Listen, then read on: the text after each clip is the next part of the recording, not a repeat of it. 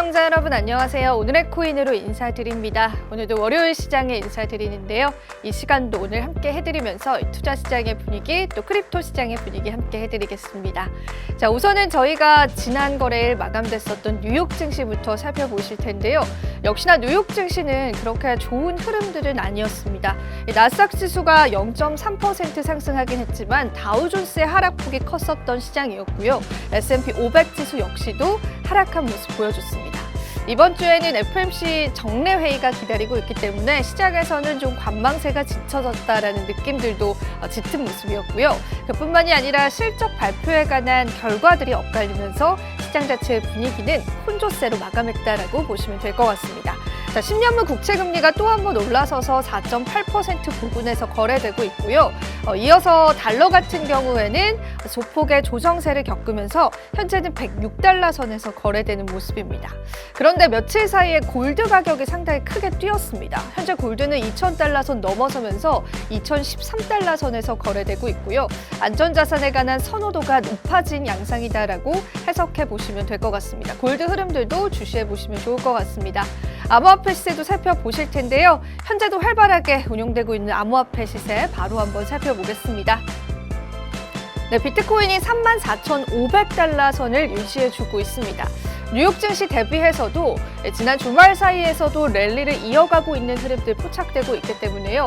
추가적인 상승들 여러분들 기대해 보시면 좋을 것 같고요. 하나로는 4,700만 원 선을 터치해주고 있는 모습도 포착해 볼 수 있었습니다. 자, 그리고 이더리움 시세 살펴보실 텐데요. 이더리움은 1,790달러 선에서 크게 변동성 없이 거래되고 있는 모습입니다. 리플도 보겠습니다. 리플은 0.56달러로 그래도 나쁜 흐름들 유지해가고 있진 않고요. 솔라나 코인도 보자면 32달러 선에서 현재는 거래되는 모습 포착해 볼 수 있겠습니다. 다른 알트코인들 보자면 카르다노 에이다가 0.30달러, 현재 도지코인이 살짝의 조정세 겪고 있는데요. 카르다노 에이다의 뒤를 이은 모습도 확인해 보실 수 있겠습니다. 자, 전반적으로 시장 자체 현재 구간에서는 보합권이지만 주말 사이에서는 그래도 좋은 흐름들 이어져 왔다라고 보셔도 좋을 것 같습니다. 자, 그럼 주말 사이에 어떤 이슈도 있었었는지 하나하나 좀 열어보도록 하겠습니다. 자, 오늘 첫 번째 이슈부터 바로 한번 살펴보시죠. 자, 비트코인의 현물 거래량이 볼 수 없었던 수준으로 상승했다라는 더블록의 보고가 있었습니다.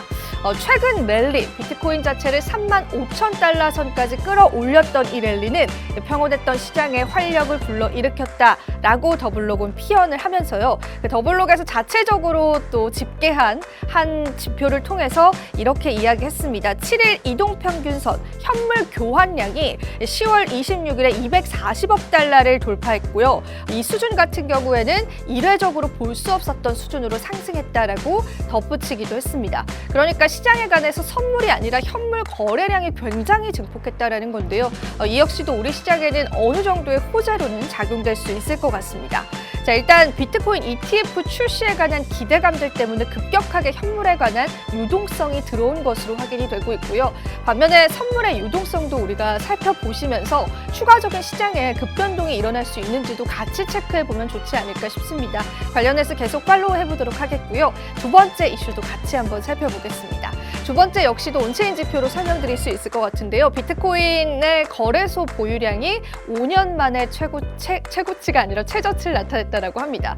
자, 거래소 중에서 우리가 조금 신뢰할 만한 대표적인 거래소들만 좀 집계를 해봤습니다. 글래스노드의 지표이기도 한데요.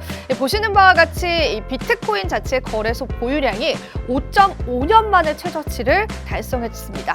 자, 그래프만 보시더라도 계속해서 보유량 자체는 감소하고 있다는 게 보이실 겁니다.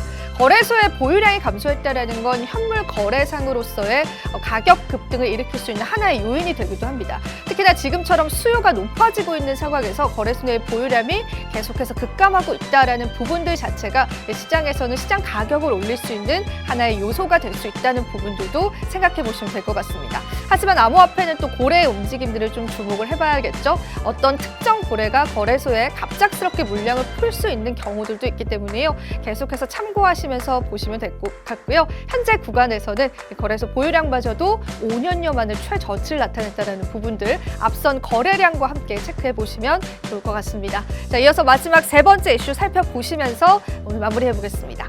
자, 리플이 이번 주에 컨퍼런스 기대감이 있다라고 이야기를 했는데 그 전에 말씀드릴 것이 리플 같은 경우에는 최근에 골든 크로스를 돌파했다라는 기술적인 분석에 관한 신호들도 있었습니다. 유투데이에서는 최근 리플이 올해 들어서 두 번째로 이 강세 기술 패턴인 골든 크로스를 형성했다라고 판단을 했습니다. 하지만 이런 골든 크로스는 단기적일 수 있고 계속해서 이 펀더멘탈적인 이슈들이 부각이 돼야만 상승할 수 있는 그런 상황들이기 때문에 골든 크로스만으로 리플이 계속해서 상승할 것이다라고 너무 확신하면 안 된다라는 그런 이야기도 덧붙였습니다. 다만 리플이 이번에 이 스웰 컨퍼런스를 통해서 기업 공개, IPO를 할 가능성이 크다라고 합니다.